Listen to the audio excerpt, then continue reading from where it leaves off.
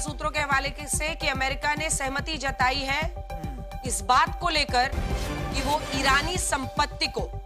छोड़ेगा। मैं आपको वही कह रहा था, ये सबसे बड़ा कंसर्न है। इससे पहले कभी भी ईरान ने नेगोशिएशन से पहले भी उस समय अपने जो एसर्ट्स थी, जो उनको सीज किया गया था मिडिल ईस्ट में, उनको छुड़ाने की बात नहीं की। लेकिन इस मीटिंग से ठीक पहले गालिबाफ ने मेंशन किया कि लेबनान और सीज प्रॉपर्टीज को छोड़ना पड़ेगा। उनका कुल आकलन करीबन $10 बिलियन के करीब का है जो मिडिल ईस्ट में, जिसमें कतर में सबसे ज्यादा, ओमान के अंदर है। तो ऐसी कई जगहों पर उनकी ऐसे सीज एसेट्स हैं। उनको अगर छोड़ता है अमेरिका तो वो एक श्योरिटी होगी, एक सिक्योरिटी होगी ईरान को कि हाँ ये भी पॉजिटिव है बातचीत करने के लिए। क्योंकि ईरान की तरफ से कहा जा रहा था कि आप बातचीत करने का सिर्फ दिखावा कर रहे हैं, आप कोई सिक्योरिटी नहीं दे रहे हैं, श्योरिटी नहीं दे रहे हैं। प्रणय, क्या अपडेट है वहां से?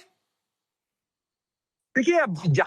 जहां मैं खड़ा हूं वहां पर तो सब कुछ सामान्य ही नजर आ रहा है, लेकिन यह निश्चित रूप से जिन लोगों से यहाँ बातचीत हो पा रही है उनकी भी नजरें यहाँ से इजराइल को भले ही पाकिस्तान मान्यता नहीं देता हो, लेकिन इस्लामाबाद में जो कुछ हो रहा है या जो भी होने वाला है, वहां से जो निकलेगा उस पर नजरें यहाँ की भी लगी हुई हैं। जहां तक लेबनान के ऑपरेशन का सवाल है, जो सेंस यहाँ पर मिल रहा है, मुझे लगता है कि इजराइल भी इस चीज को स्वीकार कर लेगा, क्योंकि एक जमीनी हकीकत यहाँ पर ऐसी है कि सीजफायर कई बार हुआ, टूटता रहा, तो they may leave it to fight for another day. हो सकता है कि ये ऑपरेशन फिलहाल रोक लिया जाए या उसमें कुछ कमी कर ली जाए अगर ये लार्जर सीजफायर इंप्लीमेंट होता है तो। और अमेरिका से इजराइल की भी कोशिश होगी कि वो अपने एक डीएस्केलेशन के साथ साथ उसके बदले में हर कोई यहाँ से अपने लिए कुछ न कुछ एक्सट्रैक्ट करना चाहेगा। और एक आखिरी बात ये अंजना यहाँ पर कि ये काफी हार्ड सेल डील है, इसीलिए अमेरिका के लिए भी ये बताना बहुत जरूरी है, राष्ट्रपति डोनाल्ड ट्रंप के लिए, कि वो एक जीत की ट्रॉफी लेके आए हैं, उन्होंने कुछ हासिल कर लिया है जो आज तक अमेरिका का कोई राष्ट्रपति हासिल नहीं कर पाया। दूसरी तरफ ईरान को यह दिखाना है कि वो अमेरिका के सामने कतई नहीं झुका है, बल्कि वो एक जीत लेके आया है।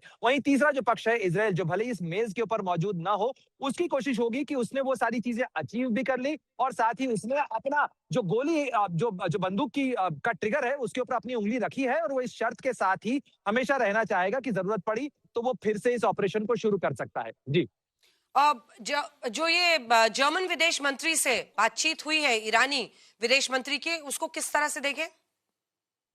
देखिए, जर्मनी की पोजीशन बदलती रही है। आपको याद होगा कि 4 मार्च को जब फ्रेडरिक मर्ज डोनाल्ड ट्रंप से मिलने के लिए व्हाइट हाउस में गए थे, तब तो उन्होंने खुलकर पूरा समर्थन जताया था। उन्होंने कहा था कि अमेरिका और इजराइल के नजरिए का हम समर्थन करते हैं। लेकिन जैसे जैसे मामला उलझता चला गया, पेचीदा होता चला गया, नाटो के ऊपर दबाव आने लगा, तब उन्होंने धीरे से किनारा करना शुरू कर दिया। और इनफैक्ट आपको याद होगा कि खुद सैयद अब्बास अराक्ची ने काफी नेगेटिव रिमार्क जो हैं वो जर्मनी को लेकर दिए थे, उन्होंने बातें कही थी और एक उलझा हुआ इतिहास है दोनों के रिश्तों का। लेकिन अब उनका बात करना, और अगर आप देखें बीते 36 घंटों के दौरान इटली की प्रधानमंत्री जॉर्जिया मेलोनी की बात का होना, कियर स्टारमर जो कि ब्रिटेन के प्रधानमंत्री हैं उनका बात करना, जो ईरान की लीडरशिप है उससे, और उसके साथ ही जर्मनी का एंगेज करना, ये बताता है कि यूरोप की अपनी चिंताएं हैं, क्योंकि ये जो पूरा ऊर्जा का रूट है, ये जो एनर्जी डिसरप्शन है, इसका वर्स्ट जो इम्पैक्ट है वो यूरोप पर पड़ता है। एक तरफ जो रूस यूक्रेन की जंग है उसके कारण एनर्जी सप्लाई वैसे ही बाधित है उनके लिए, और दूसरी बात यह है कि अगर यहां से भी आने वाली ऊर्जा बाधित हो जाएगी तो उनके लिए बड़ा संकट खड़ा हो जाएगा। जी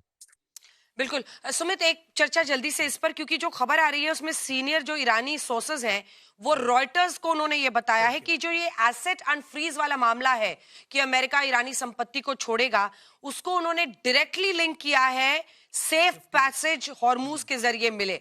जो कि किसी भी शांति वार्ता के लिए उसको अहम बता रहे हैं। लेकिन अब अगर वाकई बारूदी माइंस खुद ईरान नहीं ढूंढ पा रहा है तो वो सिक्योर पैसेज कैसे देगा?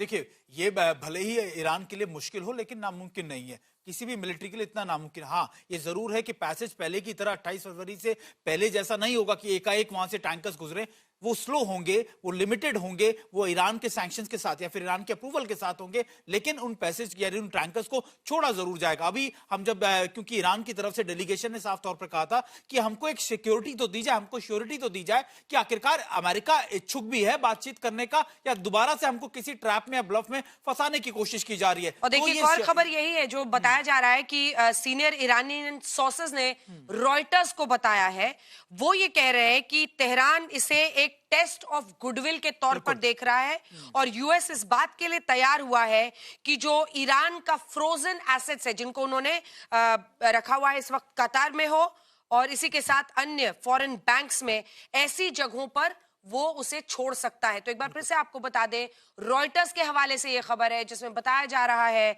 कि कतर में जो ईरान की संपत्ति को इस वक्त अमेरिका के अधीन था, उसको वो छोड़ने की बात कर सकते हैं और कुछ फॉरेन बैंक्स में